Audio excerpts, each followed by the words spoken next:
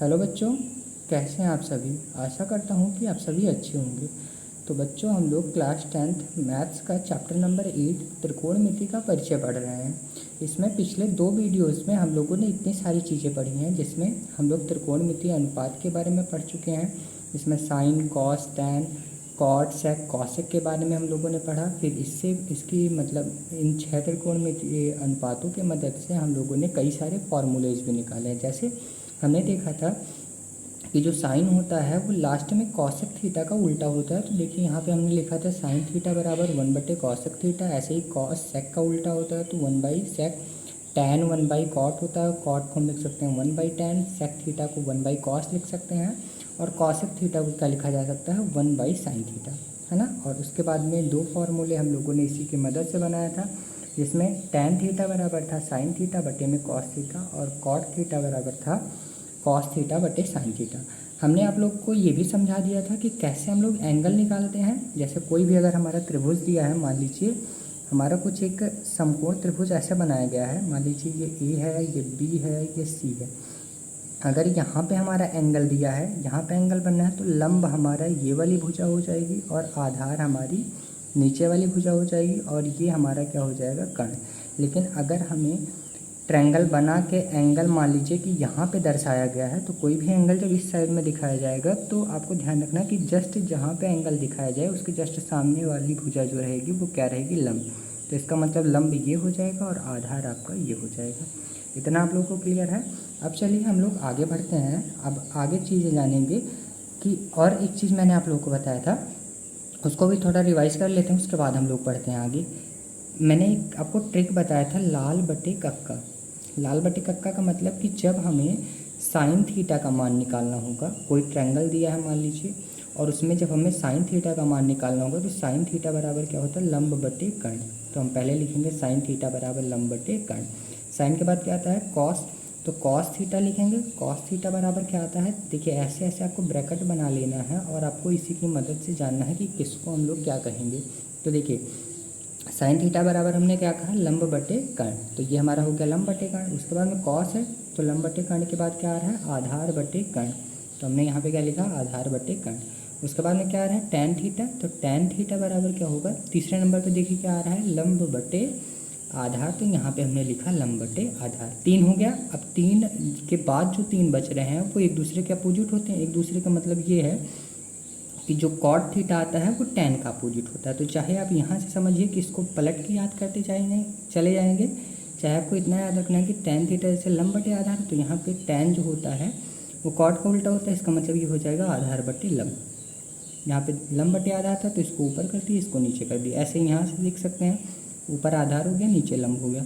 ऐसे ही जब कॉट के बाद में साइन कॉस टैन कॉट, उसके बाद में सेक थीटा आएगा, तो सेक थीटा बराबर क्या हो जाएगा, कर्ण बटे आधार। और उसके बाद में जब कॉसेक थीटा आएगा तो हम लिख देंगे डायरेक्ट कर्ण बटे लंब। ये हमको इतना चीज़ें याद रखनी है कि जब हमारे त्रिभुज की बात होगी, समकोण त्रिभुज के, तो हम लोग को कम से कम इतना पता होना चाहिए। अब देखिए हम लोग आगे बढ़ते हैं और क्वेश्चन को सॉल्व करते हैं। चलिए, एक क्वेश्चन है हमारा उदाहरण का, आपके इसी एनसीईआरटी वाले बुक का है।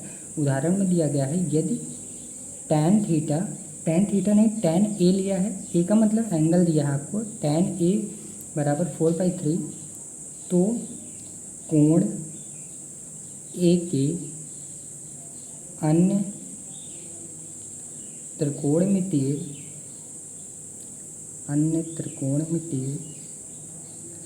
अनुपात ज्ञात कीजिए। चलिए बेटा, हम लोग इस क्वेश्चन को सॉल्व करते हैं।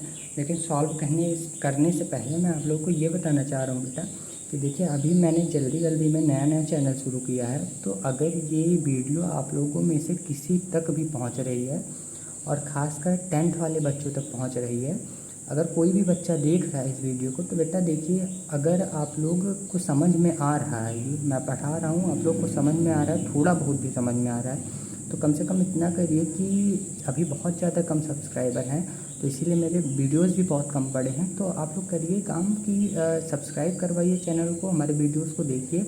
उसके बाद में अगर आप लोग देखते हैं, थोड़ा सा सपोर्ट बनाए रखते हैं, तो मैं जिस भी टॉपिक पर कहेंगे आप लोग क्लास 10th के सारे टॉपिक पे बनाऊंगा। और अगर आप मान लीजिए किसी और भी क्लास में हैं तो आप लोग कमेंट में ज़रूर बताइएगा, मैं सारे क्लासेस की वीडियो आप लोगों को बना के तुरंत प्रोवाइड करवाऊँगा। बस आपको क्या करना है, चैनल को सब्सक्राइब करना है।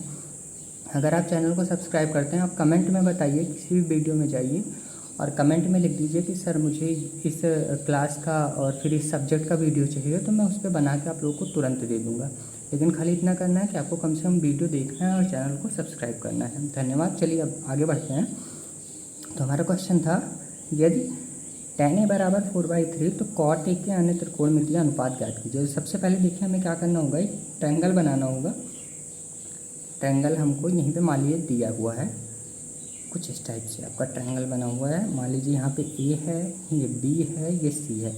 tan a बराबर हमको दिया है 4/3। देखिए हमने एक ट्रायंगल बनाया ए बी सी। अब देखिए tan a की बात हो रही है, इसका मतलब एंगल कहाँ पे बनेगा, a पे। देखिए ये हमारा एंगल हो गया। आप बताइए जब एंगल a यहाँ बना तो लंब हमारा क्या हो जाएगा, ये हो जाएगा। आधार कहाँ हो जाएगा, नीचे हो जाएगा। मैंने बताया है कि जहाँ पे एंगल दिया रहेगा वहीं पे हमें क्या करना है, उसके जस्ट वाली सामने वाली भुजा हमको क्या मान लेना है, लंब मान लेना है। अगर मान लीजिए यहाँ पे tan c दिया होता तब क्या करते, तब यहाँ पे एंगल बनता और हम लंब का किसको मान लेते, इस वाली भुजा को हम लोग क्या मान लेते, लंब मान लेते। तो हमारा ट्रायंगल दिया है ए बी सी, जिसमें लंब ये हो गया, आधार ये हो गया। अब देखिए tan a बराबर 4/3 दे रखा है। तो tan a बराबर 4/3 हम पहले देखते हैं कि tan a बराबर होता क्या है। तो tan थीटा बराबर देखिए लंब बटे आधार होता है। इसका मतलब tan a बराबर लंब बटे आधार का मान दिया हुआ। तो लंब कितना है 4, तो हम यहाँ ऊपर लिख देते हैं 4, मतलब इस वाली भुजा का माप कितना दिया है 4 और आधार का मान कितना दिया हुआ है 3। तो मतलब ये हमारा 3 है और इतना हमारा जो है वो 4 है। ठीक है, इतना समझ में आया। अब क्या करना है, अब तो एंगल ए के अन्य त्रिकोणमितीय अनुपात ज्ञात कीजिए। अब जितने भी त्रिकोणमितीय अनुपात बच रहे हैं हमें सारे को क्या करना है, ज्ञात करना है। कुल मिला के बेटा होते कितने हैं त्रिकोणमितीय अनुपात, मैंने आप लोग को बताया है, बताइए कितने होते हैं। हाँ 6, हमारे कुल मिला के कितने त्रिकोणमितीय अनुपात होते हैं, 6। मैंने पहले ही बताया, देखिए यहाँ पे मैंने लिखा है ना त्रिकोणमितीय अनुपात 6। तो कहने का मतलब एक तो हमको दे ही रखा है, हमें और कितने निकालने हैं, 5 निकालने हैं। तो सबसे पहले हम लोग को क्या करना होगा कि ये जो त्रिभुज दिया है, जब हमें आधार का मान पता है, लंब का मान पता है, तो हमें किसका मान निकालना होगा, कर्ण का मान निकालना होगा। ठीक है, तो चलिए निकालते हैं। अब देखिए इसमें आप लोगों को कर्ण का मान निकालने से पहले आपको एक प्रमेय जानना होगा जिसको हम लोग पाइथागोरस प्रमेय बोलते हैं। चलिए इसी के साथ मैं बता दे रहा हूँ। सबसे पहले मैं लिखूँगा, यहाँ से हम लोग हल स्टार्ट करते हैं। सबसे पहले लिखेंगे त्रिभुज ए बी सी में, इस त्रिभुज की बात हो रही ए बी सी। ठीक है, हमको क्या कहते रखा है, अगर हम आधार की बात करें तो हमको आधार बराबर दे रखा है, आधार बराबर 3 दे रखा है। उसके बाद में लंब बराबर हमको क्या दे रखा है, लंब बराबर 4 दे रखा है। यूनिट में मान लीजिए कि मतलब इतनी इकाई और इतनी इकाई है ना, हमको लंबाई दे रखी है, मतलब लंब का मान और आधार का मान। अब कर्ण का मान हमको निकालना है। तो कर्ण बराबर हम लोग क्वेश्चन मार्क करते हैं। हमें एक फार्मूला पता होना चाहिए कि पाइथागोरस प्रमेय है ना, पाइथागोरस प्रमेय। देखिए हम ऐसे डायरेक्ट लिखेंगे पाइथागोरस प्रमेय से। अब पाइथागोरस प्रमेय होता क्या है, पाइथागोरस प्रमेय होता है कर्ण का स्क्वायर बराबर में लंब का स्क्वायर और प्लस में आधार का स्क्वायर। आधार में देखिए बहुत बड़ा नहीं लिखा हूँ मैं, जैसे मेरे समझ में आ रहा है वैसे लिख दे रहा हूँ। थोड़ा सा पेज इधर उधर हो जा रहा है बेटा। देखिए कर्ण का स्क्वायर बराबर में लंब का स्क्वायर प्लस में आधार का स्क्वायर, ये हमारा क्या होता है फॉर्मूला। आपको इतना याद रख लेना है कि पाइथागोरस प्रमेय की कहीं भी बात होगी तो आपको दिमाग में इतना आ जाना चाहिए कि कर्ण का स्क्वायर बराबर लंब का स्क्वायर प्लस में आधार का स्क्वायर होता है। अब हम आगे बढ़ते हैं। तो देखिए ध्यान दीजिए, कर्ण का मान हमको निकालना है।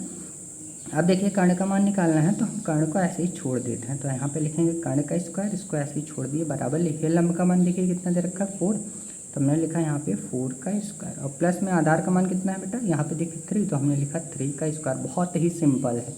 अगर आप लोग यहाँ इतना सारा जो सब बताया गया अगर आप लोग अच्छे से समझे होंगे तो बहुत ही आसानी से समझ में आ रहा होगा आप लोगों को। अब देखिए आगे बढ़ते हैं। तो कर्ण का स्क्वायर बराबर 4 का स्क्वायर कितना होता है, 4 4 से 16, तो यहाँ 16 लिखा। 3 का स्क्वायर कितना होता है, 3 3 जा 9। अब यहाँ लिखेंगे हम लोग कर्ण का स्क्वायर बराबर 16 में 9 जोड़े तो कितना हुआ 25। अब कर्ण बराबर, जब पूरा कर्ण का मान निकालना होगा तो ये जो स्क्वायर है वो उधर जाएगा और जब स्क्वायर उधर जाएगा तो क्या बन जाएगा, अंडर रूट में बन जाएगा। शायद दिख नहीं रहा है वीडियो में, एक मिनट रुक जाए बेटा, इधर लिख दे रहा हूँ मैं। देखिए कर्ण का स्क्वायर बराबर में आपका 25 दिया है, तो जब हम कर्ण की वैल्यू निकालेंगे तो ये हो जाएगा 25 का अंडर रूट, और 25 के अंडर रूट को हम 5 × 5 लिख सकते हैं, मतलब पेयर बनना है, पेयर बनना है तो कर्ण का मान हमारा कितना आ गया, 5 आ गया।